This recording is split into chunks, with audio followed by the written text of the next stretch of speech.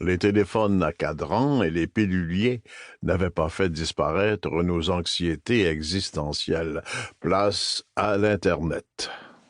La famille se résume trop souvent à une nostalgie, le travail perd sa sécurité et les pandémies de ce monde nous chassent du bureau et nous enferment dans nos boudoirs et nos cuisines.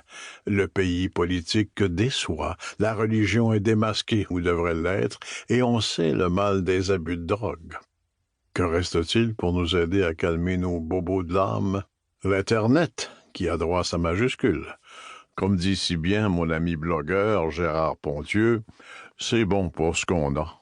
Et les médicaments, les drogues et les traitements illicites ou ridicules? Toujours en usage et en abus. Mais l'usage déplorable de ces substances est loin d'atteindre l'ensemble de la confrérie humaine qui se calme le pompon par une dépendance à l'Internet. Chacun se barde d'applications comme autant de cataplasmes illusoires.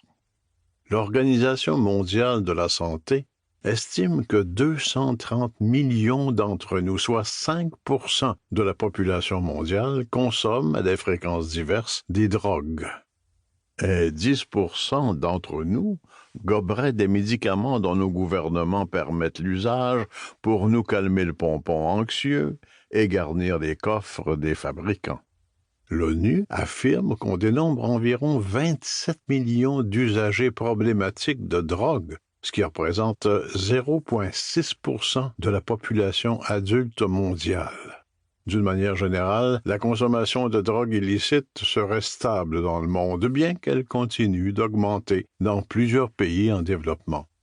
L'héroïne, la cocaïne, les autres drogues tuent environ 200 000 personnes chaque année. L'Internet ne rapporte officiellement aucun décès. Et puis, il y a les coûts. Le National Institute on Drug Abuse soutient que les abus d'alcool, de tabac, de drogue dure illicite représentent 700 millions de dollars par année dans le monde. Par contre, les coûts sociaux et économiques de la dépendance à l'Internet et à la virtualisation des rapports humains sont encore impossibles à évaluer. Mais il y en aura un très important, prédisent un grand nombre de chercheurs, et nous le confirme le gros bon sens lui-même.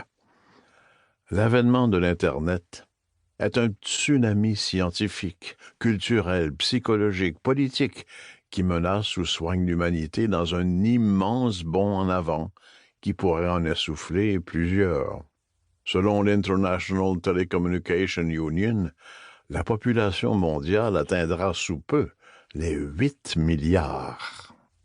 Sur ces presque 8 milliards de terriens en 2019, 5,1 milliards caressaient leur téléphone mobile et 4,4 milliards utilisaient Internet, sur 57%.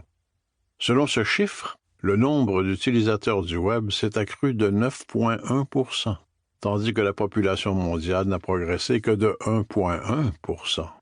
Les réseaux sociaux ont eux aussi vu leur public s'accroître et comptent 3,48 milliards d'adeptes, soit 45% de l'humanité.